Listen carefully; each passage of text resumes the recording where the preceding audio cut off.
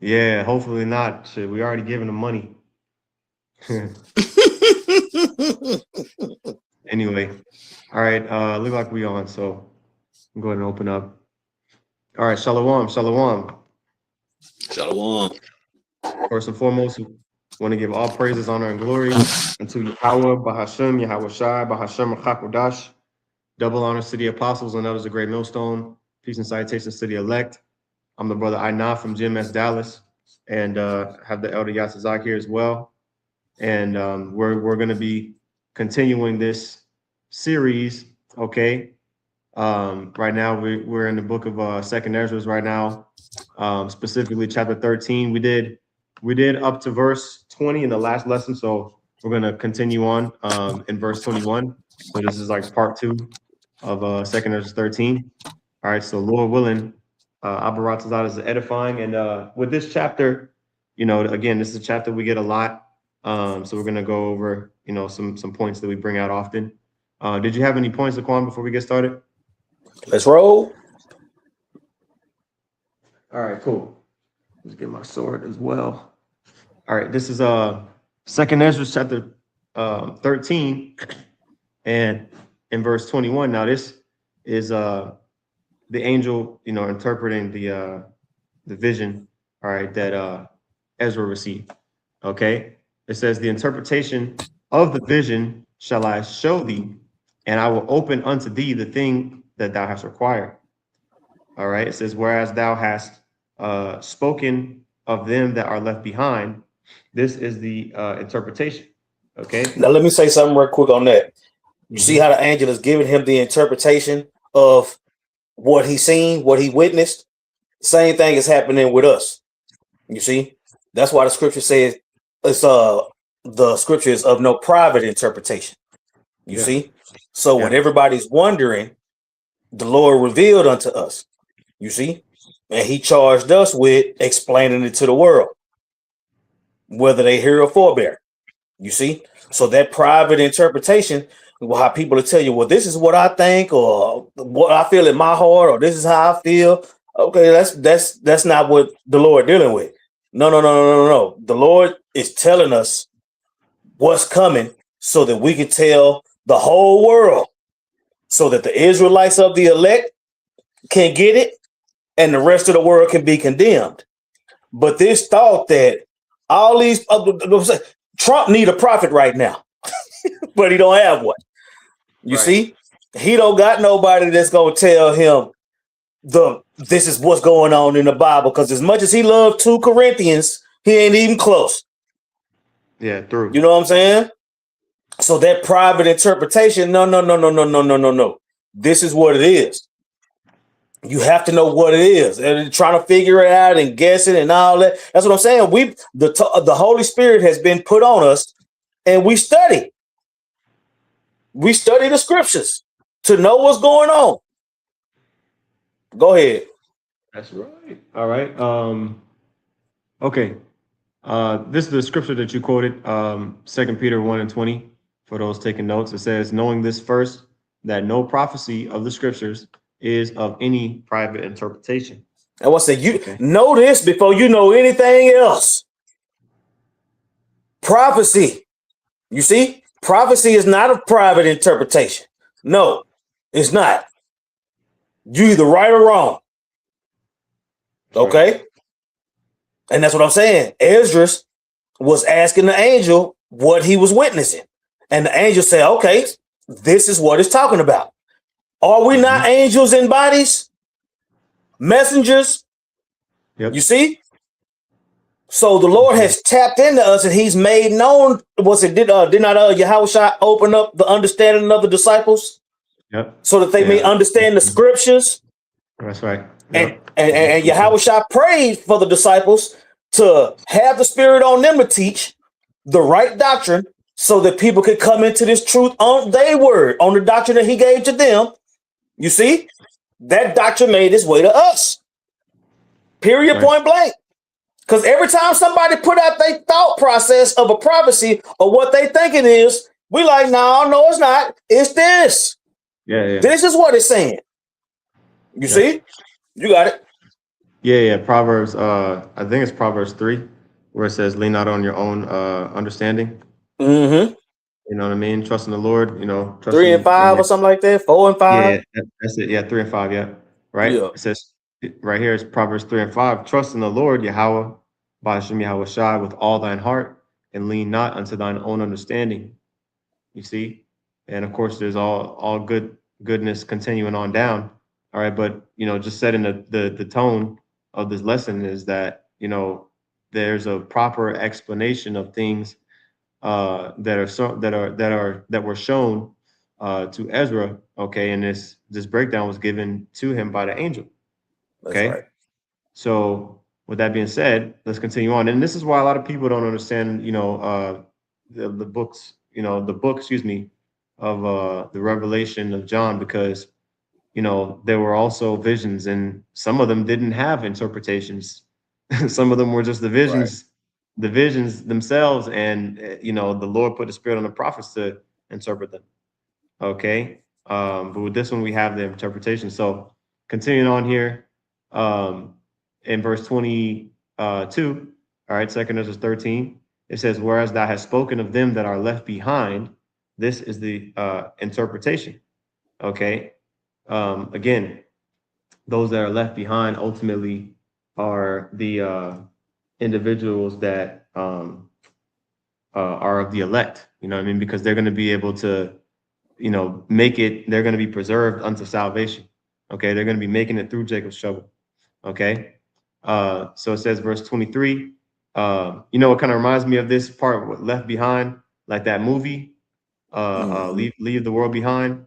Those when you watch isn't that the movie with that girl? She wanted to watch the last episode of Seinfeld or whatever. Isn't that Yep. movie like that? Yeah, that's the one, right? Where it was Mm-hmm. like a family, they were like in the house or whatever. Basically they were only survivors. You know what I mean? Pretty much they were like the only survivors of whatever happened in that movie. So Yep. that's And she what followed comes. she followed the animals and ended up in the kingdom. Facts, yeah, hell yeah. That bitch was binging on snacks and watching Seinfeld and all that, you know. So anyway, it says in verse 23, he that shall endure the peril in that time hath kept himself.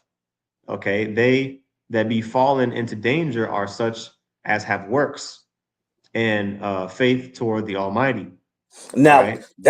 that goes with the hour of temptation.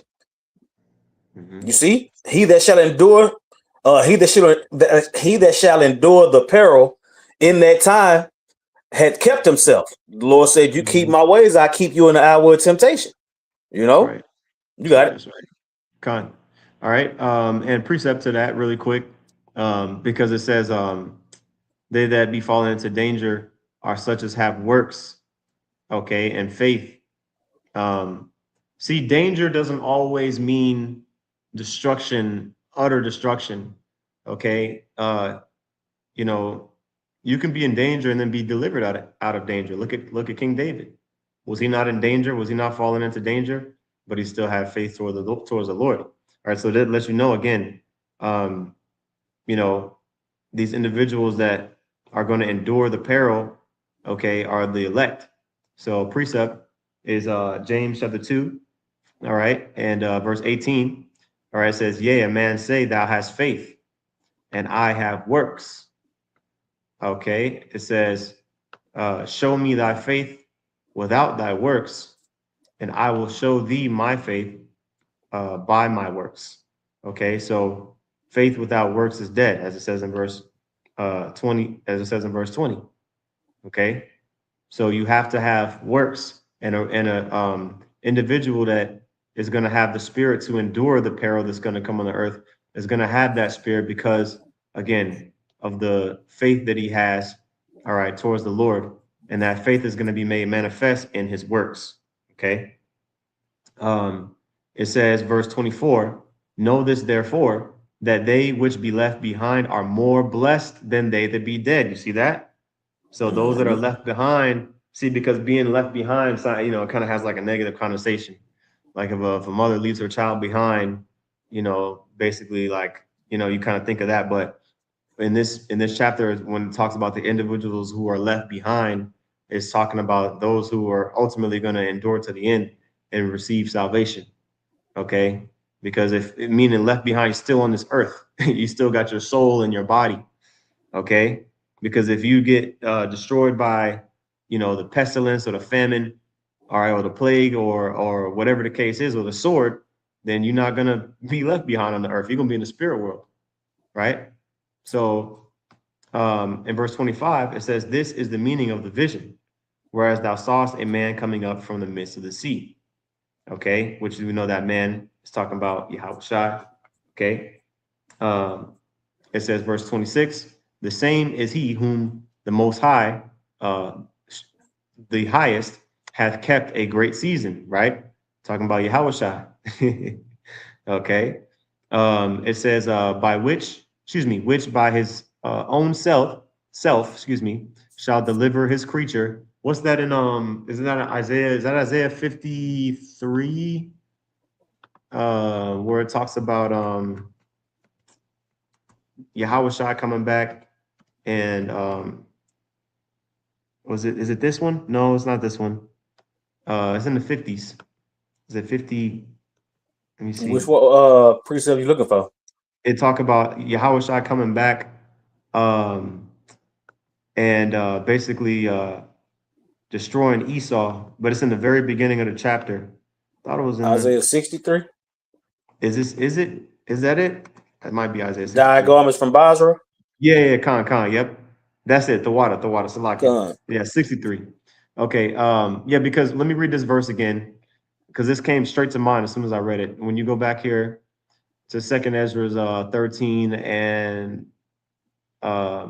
26, okay, it says, "The same is he whom the Most High, the highest, hath kept a great season, which by his own self shall deliver his creature, and he shall order them that are left behind."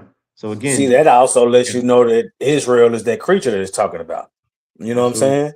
We creatures Yeah. too. People, you hear people say, "Oh, and it just looked like a creature," oh, and they just so grossed out by the word creature. Like, no, nigga, creatures too. It's just Yeah. order amongst the creatures. You know what I'm saying? Yeah. but yeah, that was that. Yeah, we creatures too. You Yeah. know. Yeah. Matter of fact, well, let me pull up the etymology of creature. Yeah, it goes to the word. Go back to creation. Uh, oh, I'm tripping. Etym online.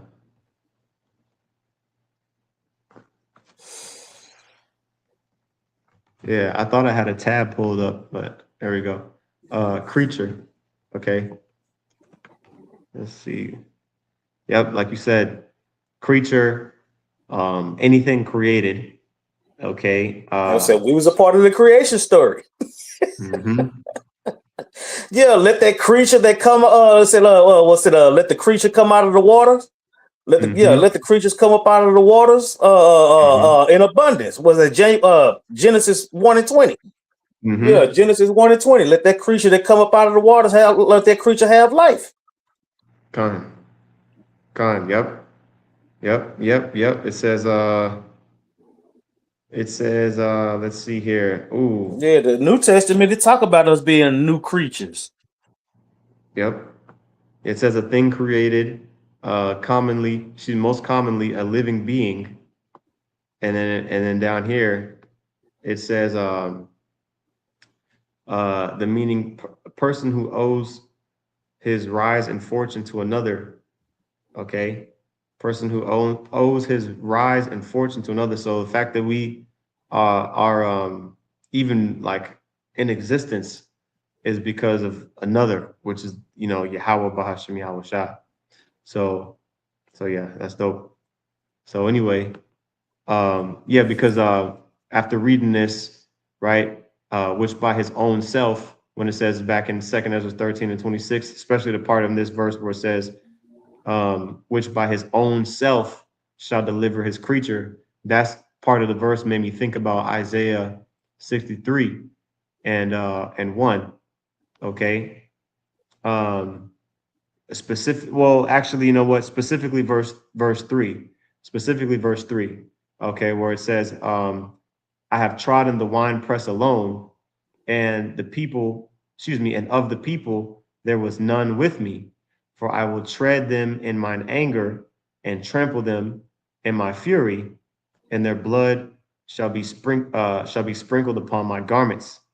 Okay, and I will stain all my raiment. So yeah, when he said he has trodden the wine press alone, that part stood out to me when reading that second Esdras 13. Yep. He gonna take back the sword he gave Esau when he was Isaac. Yep. You know what I'm saying, bro? That's Just right. think about that. The Edomites, I would say, when the Lord was on the scene, the Romans was in power. You know what I'm saying? He created them whole ass niggas, man. Gave them a blessing and everything, fatness of the earth, all that. Yeah, you know what I'm saying? So he coming to take it back. That's right. It's expired, expiration date. Mm-hmm. You know, and yeah. So we already know this chapter goes into Esau being destroyed, right? Who is this? They're coming from Edom, right? And so yeah, I just want to get that specific part. So we can go back here in Second Ezra 13 and 27. All right, it says, "And whereas thou sawest," looks like I have another scripture pulled up. Hold on, let me see what's here. Okay, yeah, this is another good one. Let me get this too as well. This is Matthew 24 and 30. It says, "And then shall appear the sign of the Son of Man in heaven, and then shall all the tribes of the earth mourn." Okay, the nations that basically are not of the nation of Israel, because they're not going to be ruling. Man, you ain't never heard a Christian go into this. Right. Yeah, and this is red letter. Matter of fact, let me click the New Testament. They don't even go into the New Testament. man. No, they just sing. They just sing. Simple thing. Yeah, what is this talking about? Vocab? Yeah. Oh, and Ishtar, Easter was just this past weekend. You know what I mean? I wonder how many people, got this breakdown on Ishtar Sunday. Because that's what that goes back into. But yeah, anyway, continuing on here, and these are the words of Yahweh Shai, by the way, right? It says, "And then shall all the tribes of the earth mourn, and they shall see the Son of Man coming in the clouds of heaven with power and great glory." So this is exactly what chapter 13 goes into. Okay, surprised we didn't bring it out in the last lesson, but yeah, it's really all throughout the scriptures, various different accounts of the Lord saying he's going to come back. Okay, when in the chariots, that's what it means when it says coming in the clouds of heaven with power and great glory. Okay, he's going to come in the power of those chariots, man. Right? It says in verse 31, "And he shall send his angels with a great sound of a trumpet, and they shall gather together his elect from the four winds, from one end of heaven to the other." You see? So the elect, the 144,000, all right, they're going to be gathered out of, the different places where they were scattered, all right, throughout the earth, majority of which are here in Babylon the Great, right? And other places too, brothers, you got other places that, brothers are going to be delivered from as well.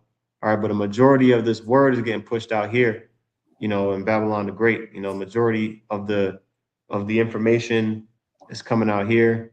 The churches are here, and so going back to Second Ezra 13:27, all right, it says, "And whereas thou sawest that out of his mouth there came as a blast of wind and fire and storm, and that he held neither sword nor any instrument of war, but that the rushing in of him destroyed the whole multitude that came to subdue him." This is the Now check this out. This is how we know that the Lord ain't gonna have blood all over him.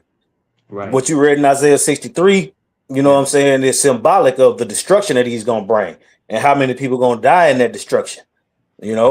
But this right here is what lets us know that the Lord ain't finna come down. You know what I'm saying? Like the way that it was depicted with the IUIC when they had him coming with his eye messed up and his clothes tore off, like he just really, really fighting. Nah. No, they already put their hands on it. Con. They already got that in. So yeah, they not the Lord ain't gonna he ain't taking no L this time. You know what I'm saying? He coming back to destroy and get wickedness out the planet. You got it. Mm-hmm. Yeah, what's that in is that in Psalms? Yeah, Psalms 58.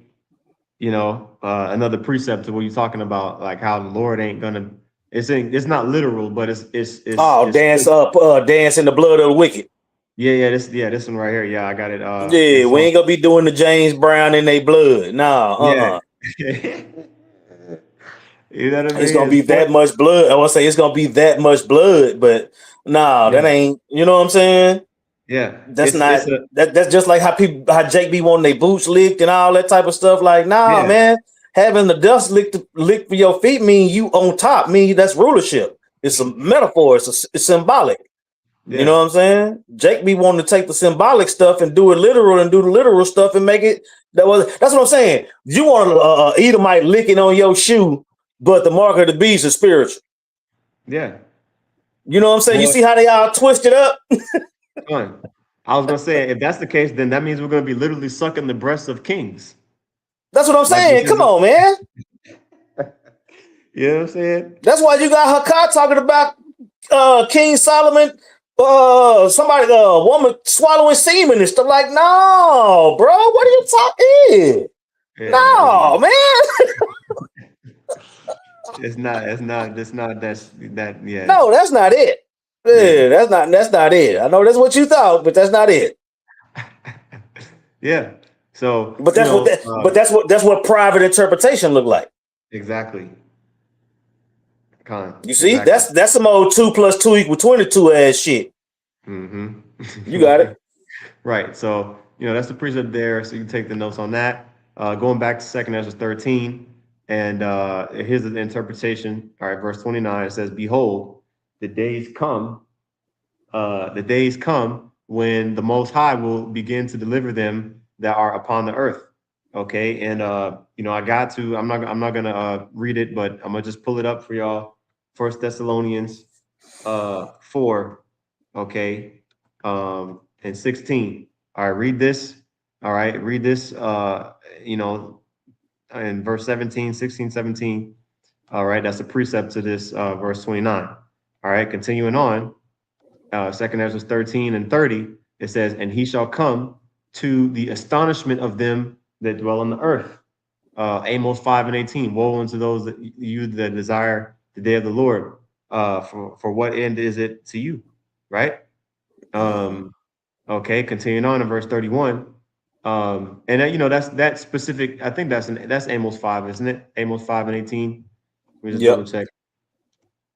Amos 5 and 18, just for clarification, is talking about Israelites, that say that they want the Lord to come back, and they're, really they're wicked, you know what I mean? And then here in verse 30, okay, all right, when it says, and he shall come to the astonishment of them that dwell in the earth, it's not only going to be Israelites that are astonished, there's going to be heathens too, that are also going to be, astonished as well, because they're going to be fighting amongst each other, and then they're going to basically come, together, try to quote unquote come together and defeat the Lord, right? Yeah, Ronald Reagan brought that up. Mm-hmm. You know what I'm saying? So and that's what I'm saying. So with Ronald Reagan bringing that up, and now they got a Space Force and all these different things, you know what I'm saying? They got the left hand knowledge. We got the right hand knowledge. You know what I'm saying? But the right hand is stronger than the left hand. So the Lord got them. They know what's coming, but they fighting against it anyway. They already in that yet there's fight spirit. He already hard in their heart. You know what I'm saying? Yeah. But even when he flexes his power, when he show the world his power, they still gonna have to fight. But you seeing glimpses of it now. You got it. Yep. All right. Yeah, these niggas flying across the moon. You got a nigga going to the moon, And even when they interviewed them, that coon nigga, he might be a terror. I don't know. He was like, "No, this ain't black history. This is not women's history. This is human history. This is Man, history. you remember Mankind history." Whitey on the Map. Gil Scott Heron. That's his name, but he got a song called Whitey on the Moon, and he made that shit in the 70s. Damn. And he was talking about all this bullshit that's going on in the world while Whitey on the moon. Yeah. Yeah. No, because you know what's so funny? We were just making this point, like not even a year ago, like 6 months ago, not even a year ago. Like, why hasn't this man been back to the moon? Blah blah blah. And when we asked, I remember we brought it up. We brought up this same point at camp. Why hasn't Esau been back to the moon in 50 years or whatever?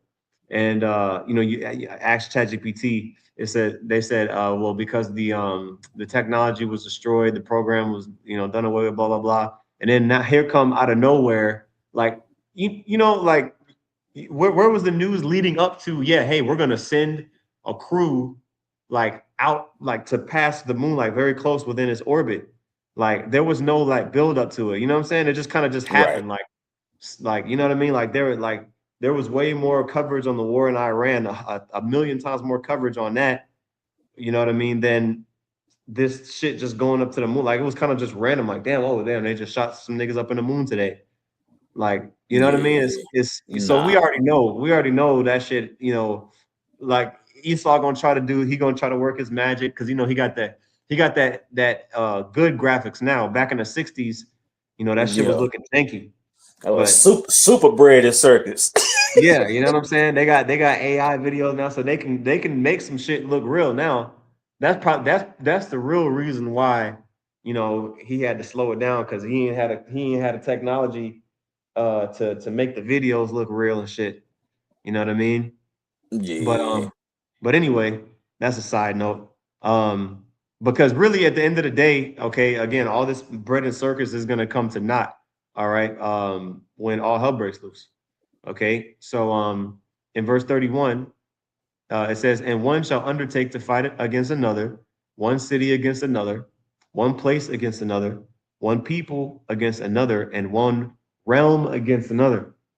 Which we're already seeing that working towards coming into fruition with Israel and America going to war against Iran, okay, and other things, people being divided, amongst their own houses, right? It says in verse 32, "And the time shall be when these things shall come to pass, and the signs shall happen, which I showed thee before, and then shall my son be declared, whom thou sawest as a man ascending." You All see that? right, This now, is talk about prophecy of the Lord coming back. come You see? So you can't tell us that this ain't canon. Yep. You know what I'm saying? You can't tell us that. Yeah. We telling you it is. You got to make the adjustments. We don't. This is what it's talking about. Your interpretation is a private interpretation, and it's fucking wrong. Mm-hmm. How about that? Yeah. The prophets, the Bible is for the prophets of Yahweh Hashem Yahweh Shai. Everybody else just got one. Go ahead. Yep. The son. All right. Then shall my son be declared. Again, we in the Apocrypha, but it's talking about the son. This is talking about Yahweh Shai before he was even born. Mm-hmm. Okay. Whom thou sawest as a man ascending. Okay. And even when you read, was that Acts, the first chapter, starting around the 9th verse, talk about the angels said, hey, the same way you saw the man, son of man go up into heaven is the same way he's going to come down when he delivers, the elect, roughly paraphrasing. Okay. So Yahweh Shai, he's the only one, all right, that ascended up into heaven, after being resurrected, and so verse 33, it says, "And when all the people hear his voice, every man shall in their own land leave the battle that they have one against another." You see that? Priest that come to mind is Psalms, the 2nd chapter. Why do the heathen rage and the people imagine a vain thing? The heathen raging is these different, heathens going to war with each other, trying to usurp authority, establish their, government, one world government over the earth. Okay, all for the Lord to come and spawn do that shit at the last minute. Okay, it says verse 34, and an innumerable multitude shall be gathered together, as thou sawest them, willing to come and to overcome him by fighting. Okay, again, this is the setting or the theme of World War III. Okay, it says, continuing on in verse 35, but he shall stand up upon the top of Mount Zion, okay, and Zion shall come and shall be showed to all men, being prepared and builded like as thou sawest the hill graven without hands. So Zion, which I think we brought up last time, to Zion, which means monument. Okay, to Zion, which means monument, is basically a monument for salvation. It's a sign for salvation. Okay, so when we see the ships, when we see those chariots of the Lord coming, we know what that monument of salvation is here. Okay, and again, really the kingdom of heaven is going to be ushered in through the return of the Lord through those ships. So even where it says being prepared and builded, like the kingdom of heaven is being prepared. Okay, is being prepared as we speak. Okay, and when we see Yahweh shall return back in them ships, that's when we know it's time to that it's ready, and it's time to experience it. Okay, and of course that hill graven without hands is talking about that huge chariot. And I watched back. I went back to Quan and I watched Independence Day, just like the first 15 minutes of the movie because it was so corny at the beginning. But like that first opening scene, because I never watched the movie before, but that first opening scene, like the very beginning of the movie, where it shows like the moon, and then it shows that chariot. Well, that big ass, the chariot was so big, basically, like you couldn't see the end of it. Like the camera was situated like on the moon, looking at Earth, and then the chariot came like from behind the camera, and then like you couldn't see the sides of it. You just saw a big ass chariot, and it was like an overcast, cast a big shadow on the moon. And then in that movie, that Independence Day movie, they said that the object had the 1/4 of the mass of the moon.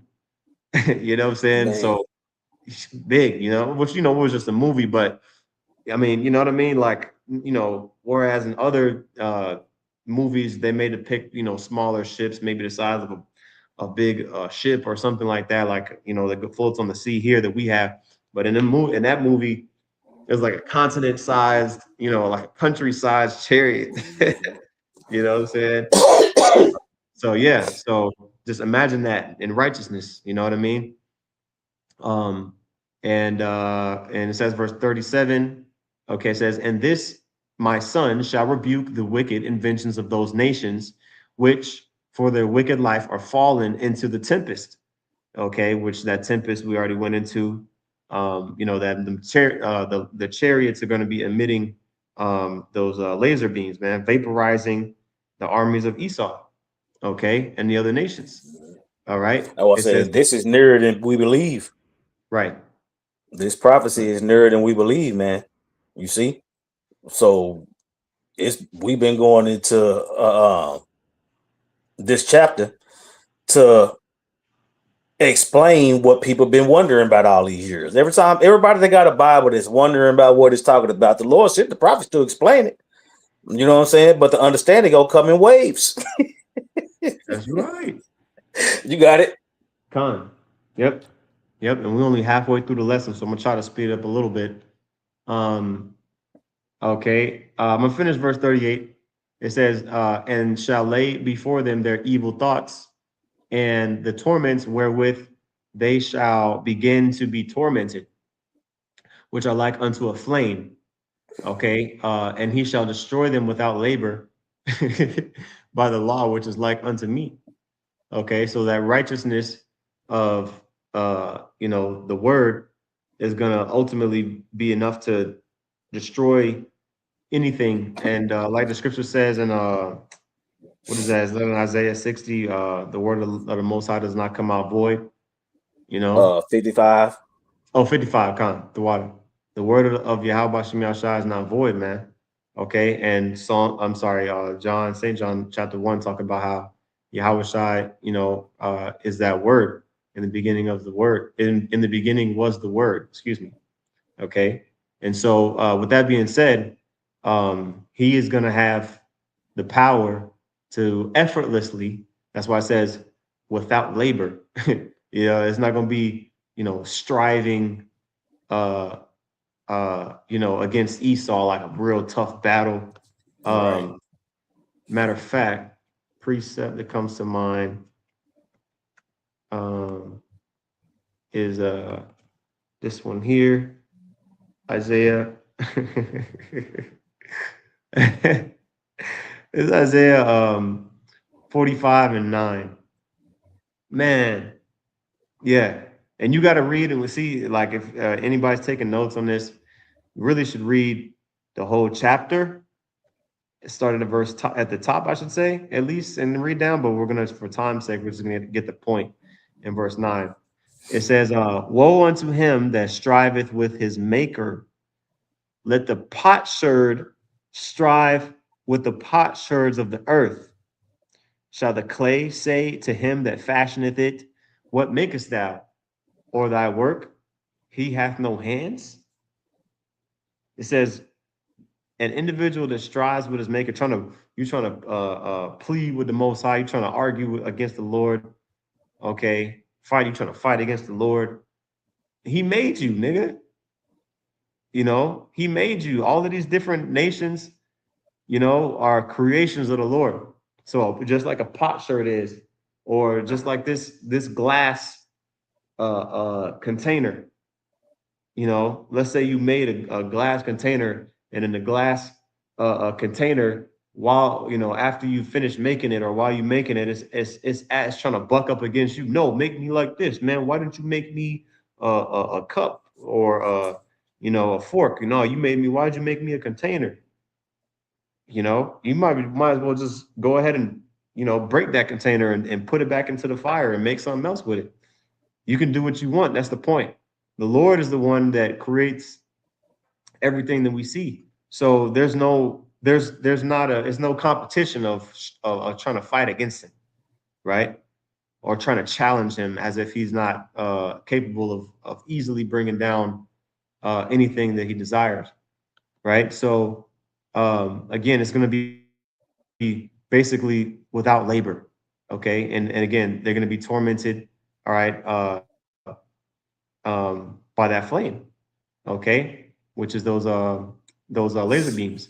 It says, verse 39, "And whereas thou sawest that he gathered another peaceable multitude unto him." Okay, so this is separate from the large, what was it, the innumerable multitude. All right, this is separate. It's not the same thing where it says innumerable multitude, and then that's why it says another peaceable multitude. It's talking about a different group of people here. All right, the peaceable multitude, of course, is talking about the elect. Right, it says those are the 10 tribes, which, and this is the precept that we get a lot, a lot. We get it, at least we used to. I mean, we still bring it out, but I'll just read it. It says in verse 40, those are the 10 tribes which were carried away prisoners out of their own land in the time of Hosea the king, whom Shalmaneser the king of Assyria led away captive. So of course, the precept to this would be Second Kings 17. You can read about this. Okay, it says, and he carried them over the waters, Salakia, and so came they into another land. Okay, so the Lord basically allowed the Israelites. Let me see if I can give me a map. Uh, that's the tab I haven't pulled back up. Bible maps. Yeah, Bible maps. Let me see what they got here. I had BibleMaps.com. This is go. I like this. I like this website. You just gotta find. You just gotta find one that you like. Damn. Okay. I guess they charging for them now. Damn. They used to be free. Yeah, Nigga Esau boy. said add to cart. Yeah. Damn. You got to pay $1.50 for each map. These niggas got 1,000 maps. Hold on. Let me see something. Empires. Let's try this. Let's see if they got one for the Assyrian Empire.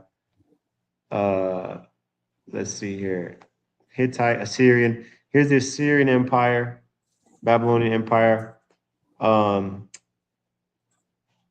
you know what? I guess we can just do a regular map. There's some bullshit. They didn't used to be like this. Or maybe it's a different website. I thought it was BibleMaps.com. Maybe it's another one. But anyway, if we just go on, let's just go on maps real quick. Okay. And let's just type I just want to show on the map the globe real quick. Okay. And let's just do a normal thought you could, oh, here we go. Let's just do this version just for now. Okay, so the Assyrian Empire would have been in this area of Iraq. It would have been in this area of Iraq. Iraq, Eastern Iraq, Western Iran, in this area, right? And basically, through the spirit, gosh, I'm just trying to just move the damn map, man. There we go. We believe that they escaped. Okay. When it talks about, let me go back and read this verse real quick. All right. Where it says in the second half of verse 40, all right, it says, and he carried them over the waters. Okay. And so they came into another land, but they took this counsel among themselves, all right, that they would leave the multitude of the heathen. Okay, so during this time, Israel, all right, the 10 tribes, aside from Judah and Benjamin and some of Levi, all the other tribes were taken away captive, which is why I was trying to use the map that had like the boundaries of the Assyrian Empire. Matter of fact, I can just Google it, I guess, right? Assyrian Empire map. And let's see if we can get something good. All right. This is good enough right here. Yeah. So, okay. Assyrian Empire. Yeah, this is good. So, let me click on this. So you can see here kind of how you have going all the way, like pretty much most of modern day Iraq, right? You can see here, modern day Iraq, which would be like north of Saudi Arabia. Obviously, it's stretched west into the Mediterranean Sea. But the core of it was pretty much like, as you see here, like this area of the northern Arabian Peninsula, all right, north of the Arabian Peninsula. Now, it went all the way to the Persian Gulf, all right, past the Tigris and the Euphrates River. All right, so just giving you that visual there. Now, and the light green is pretty much when it was in its height, and you can see kind of where it started, which is the dark green, right? With Nineveh, we talk about Nineveh being, basically the capital of the Assyrian Empire, or one of the chief cities at least. But it said, I believe this is like the capital city. And then it expanded. It expanded all the way to Lagatu, Samaria, right? And took away the Israelites from that area. So, so with that being said, all right, this is going into just a little bit of quick little history. All right, it says in verse 41, it says, but they took this counsel among themselves, talking about the Israelites that were captive, that they would leave the multitude of the heathen and go forth into a further country. Okay, go forth into a further country where never mankind dwelt. Okay, so what's a country that never mankind dwelt at this point of, what was it, around 700 BC? Okay, well, the land where never mankind dwelt, all right, it's talking about this area here, the Western Hemisphere. Okay, this was at this point, vastly uninhabited. Okay, by anybody, really, you know, because it was so far away from everything else. Like this was basically the known world at that time, you know, and which is obviously huge. So um, there was really no reason to really try to go here, but the Spirit of the Lord, all right, the Spirit of the Lord hopped on, you know, Jake to basically go from, uh, I believe it was the Persian Gulf, right, all the way around the southern Cape of Africa, okay, all the way to, um, you know, North and South America, you know, which it says the land of Arsareth, all right. Um, and so, oops, let me see here. Trying to scroll up. Okay, so it says, verse 42, it says that they might there keep their statutes, which they never kept in their own land. And they entered into Euphrates by the narrow places of the river. Okay, so again, when you go on to look at this map, all right, the Euphrates, you can kind of see how the Euphrates um, empties out, all right, into the Persian Gulf. You see that there. You can see, I don't know if you can see, you can see this is the Euphrates River, right, which Babylon was right there on the Euphrates River. You got Euphrates River to the west and the Tigris River to the east.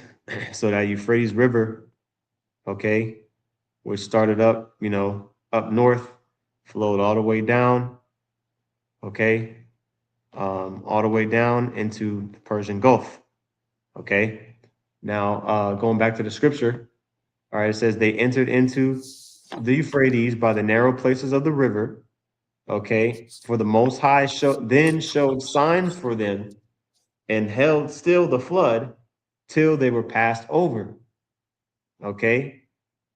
For through that country, there was a great way to go, namely of a year and a half, and the same region is called Arsareth. Okay, so this was the excuse me, this is the land. All right, right here, this is the land of Arsareth. Okay, this is the land of Arsareth. Okay, North and South America. All right, so that's why when these devils came over here, you know, centuries later, what did I say, 1492? That's why there were people are already over here because those people were Israelites. Okay. And the route that they took was the same route that Solomon sent Hiram Abiff on. You know what I'm saying? Mm-hmm. Because they was like, that's how you knew it was a year and a half. When you go into the account with King Solomon and Hiram Abiff, it goes into how he would go over to that land and bring stuff back. You know what I'm Yeah. saying? Yep. When you Yep. go into that history. Yep. First Kings 10 and 2021, it says, and all King Solomon's drinking vessels were of gold, and all the vessels of the house of the forest of Lebanon were of pure gold. None were of silver. It was nothing accounted of in the days of Solomon. For the king had at sea a navy of Tarshish with a navy of Hiram. Once in 3 years came the navy of Tarshish, bringing gold and silver, ivory, and apes and peacocks. Right? You see that once every 3 years, you know what I'm saying? Mm-hmm. So it would take them a year and a half to get there and a year and a half to get back.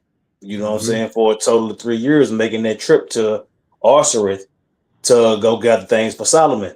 You know what I'm Mm-hmm. saying? So so of course, after the kingdom was rent and the kingdom was divided, you had the northern kingdom, which we go on into that history, and that's how they knew that route. Mm-hmm. You see? Con. Yep. And it says specifically that when you go back in the scripture here, It says, verse 44, for the Most High showed signs for them and held still the flood till they were passed over. So he allowed for them not to get, jacked up by the sea. And because, I mean, they basically sailed across the world, you know what I'm saying?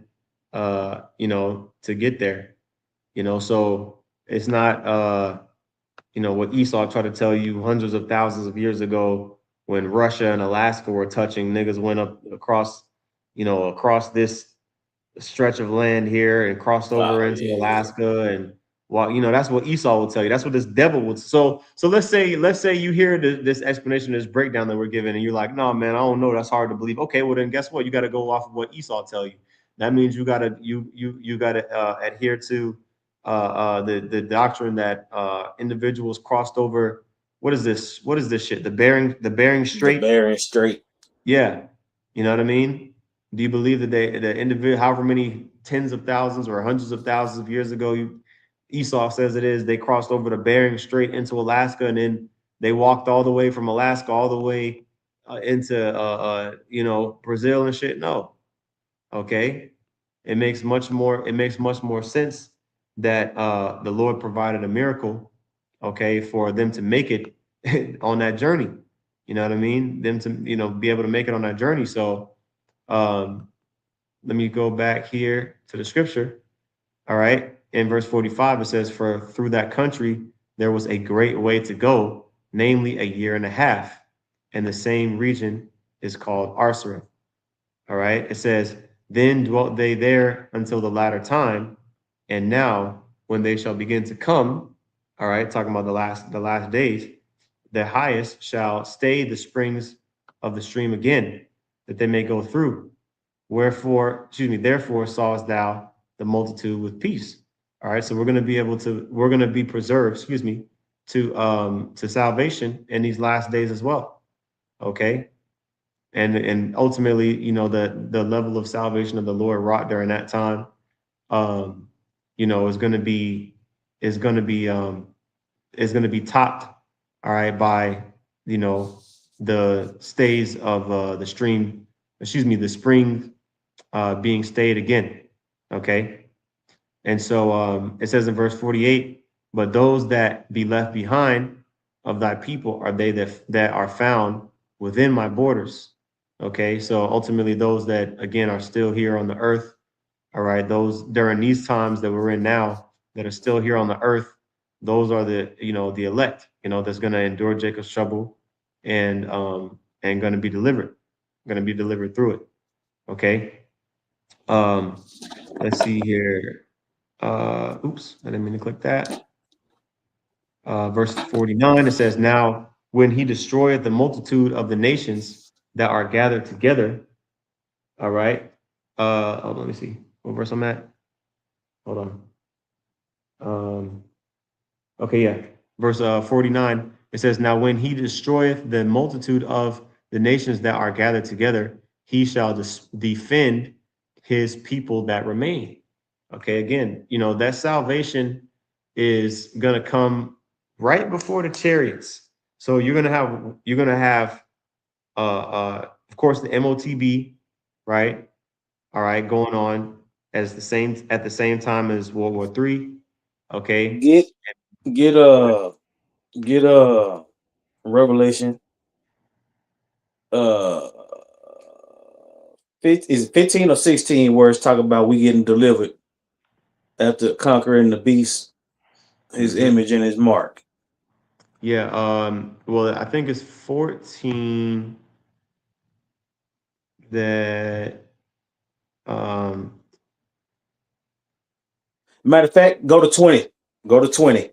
Go to 20 and 4. Okay. Because we already mentioned how it was going to go into the hour of temptation, right? So this is the verse that you just read.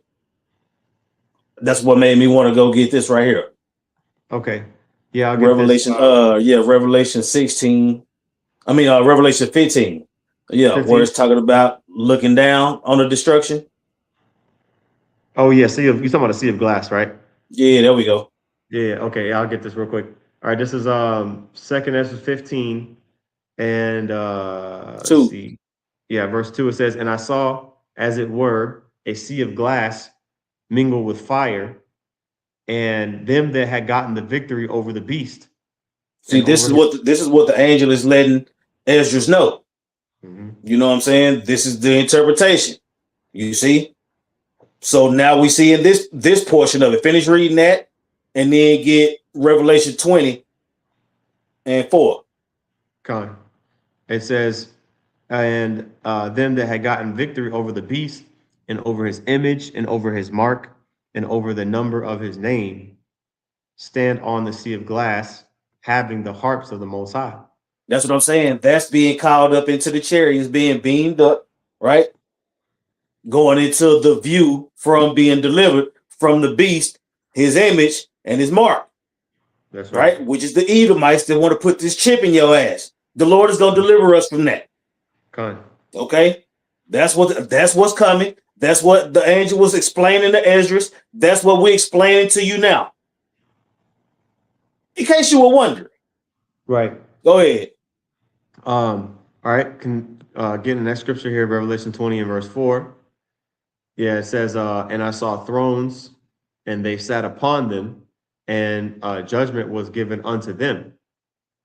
And I saw the souls of them that were beheaded for the witness of Yahushua and for the word of the Most High, and which had not worshipped the beast, neither his image, neither have received his mark upon their foreheads or in their hands, and they lived and reigned with Mashiach 1,000 years. And the reason why I wanted to get that, is because Esdras was, you remember how Esdras was, woe is me, who's going to deliver me in those days? You know what I'm saying?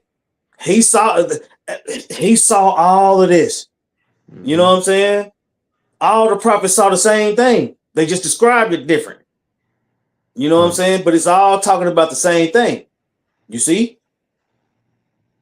That's right. So this is what Esdras was asking these questions, and these was the answers that he was getting. You see? Now, could you imagine if he went with the wrong message? We those runners that run with the correct message. You see? If you can't put all this together, you don't have the correct message. You got it. We can go back to Second Esdras. Yeah. Con. All right. Going back here, Second Esdras 13. And I read verse 49 already. All right, the Lord going to defend his people. Verse 50, it says, and then shall he show them great wonders. Okay. The main great wonder being the deliverance of the elect, all right, into the chariots, and the transformation from the fleshly bodies into the heavenly bodies. Okay, these earthly bodies into the heavenly bodies. It says in verse 31, then said I, O Lord, that bearest rule, show me this. Wherefore have I seen the man coming up from the midst of the sea?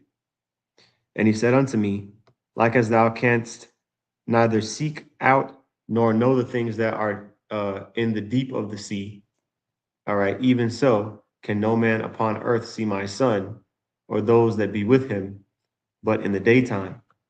Okay, so until Yahushua reveals himself, basically you're not going to be able to see him. And even when you go into the top of this chapter where it talk about there arose a wind from the sea, that's talking about the heavens anyway, which we broke that down in the previous lesson. I was just about to say that don't mean the Lord coming up out of the waters, but you explained it. Yeah. Sees the heavens. Exactly. All right. All right. So verse 53 says, this is the interpretation of the dream which thou sawest, and whereby thou only art here lightened. Okay, so you got that special vision. That's why you really don't see like a parallel prophecy or anything like that regarding, especially like the part where we talk about the land of Arsareth. It really only appears in this chapter, but Ezra got special visions, so it says in verse 54, it says, for thou hast forsaken thine own way and applied thy diligence unto my law and sought it. Thy life hast thou ordered in wisdom, and hast called understanding thy mother. And that's what we should be doing. So was that Sirach 39? See if I can pull it real quick. Sirach 39, being occupied in prophecy and in the meditation of it, right? Sirach That's a 39 and commandment. 1. Exactly. Right. It says, but he that giveth his mind to the law of the Most High and is occupied in the meditation thereof will seek out the wisdom of all the ancient and be occupied in prophecies. All right. So just like somebody asked, what's your occupation? What's your job? Well, the prophet's job or their occupation is to be busy with prophecies, seeking out the wisdom of the men of old. All right, and meditating in those things. Okay, and let's go back here, right? And so since Ezra did that, he received he received the vision, all right, that beautiful vision. So it says in verse 56, and therefore have I showed thee the treasures of the highest. After other 3 days, I will. I didn't mean to click that. After other 3 days, I will speak other things unto thee and declare unto thee mighty and wondrous things. You see, Okay. so he's literally being taught from the heavens Yeah. what to write down for us to understand. Come So to document this conversation that he had with the angel for us to understand, hey, call Allah Yahweh Shem Yahweh Shai. That's what I'm saying. So if anybody else, so for all the people out there that's wondering what the Bible is really talking about, they're gonna tune into the prophets, and that's the hopeful elect. That's who the hopeful elect is. Everybody else want to tell you what they want to tell you. No, no, no, no, no, no, no. That's what I'm saying. When you sit in the classroom, or if you watching the videos, it's a classroom setting. You know what I'm saying? So the arguing back and forth and all that, these people on the comment board didn't do that with their teachers because they'd have kicked you out the classroom. Just like we'll kick you out the comment board. Yep. No, this Yep. is a lecture. This ain't no discussion. We Fact. telling you what it is. If you believe that the Bible is the word of God, but you don't understand it, your best bet is the prophets. Mm-hmm. That's it. You got That's it. It says, verse 57, 2 Ezra 13 and 57. Then went I forth into the field, giving praise and thanks greatly unto the Most High because of his wonders which he did in time, and because he governeth the same, and such things as fall in their seasons. And there I sat 3 days. So Meditate. Ezra, yeah, exactly. He was taking it all in, and you got to do that sometimes, like especially, when you get, information that challenges the core view of reality or perspective of reality. You have to let it marinate a little bit because you don't want to vomit it up. You don't want to reject it. Like, you know what I mean? You got to take it all in. And so that's part of it as well, meditating on the information. All right, praying to Yahweh Shem Yahweh Shai, just continuing to sup with the Lord, so that way, you really, are able to sink in your roots into the soil and really, really get it, get into this thing on an intimate level. So I was that gonna say, was get that with all I get understanding. We can close with that. okay. That's in the that's not in the Apocrypha, is it? Nah, that's Proverbs Okay.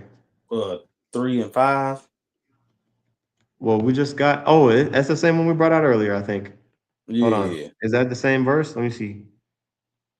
Uh There we go. okay, here 4 we and go. 5. Yeah. Oh, nah, hold up. Yeah, 4 and 7. There we go. Yeah, this is it.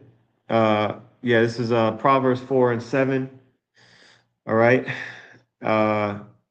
It says wisdom is the principal thing.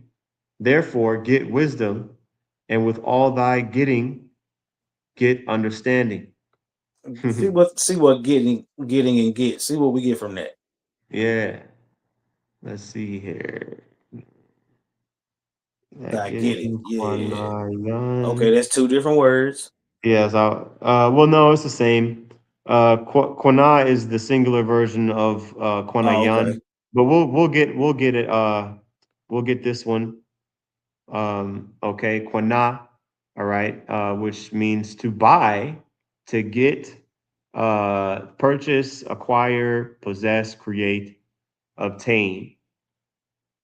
Interesting. So to be bought, like that reminds me of oh, we quoted it earlier, Isaiah 55, at the beginning of the chapter, buy what is it? Bread without money, something like that. Mhm. Uh and let's see here.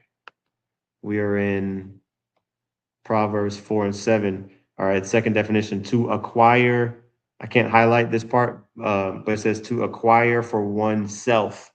And then it quotes Proverbs 4 and 17. So acquire for yourself understanding. Okay. Right. And then And that's just like the mhm, Ethiopian eunuch, you know what I'm saying, which was a Jake. He was like, when was it Philip that asked him, he said, you know what you're reading? And he was like, mhm, if somebody teach me, I know. You know what I'm saying? So with all that get understanding. You know what I'm mhm, saying? Rightly divide the word of truth. We can go all day with this thing, man. mhm. You see?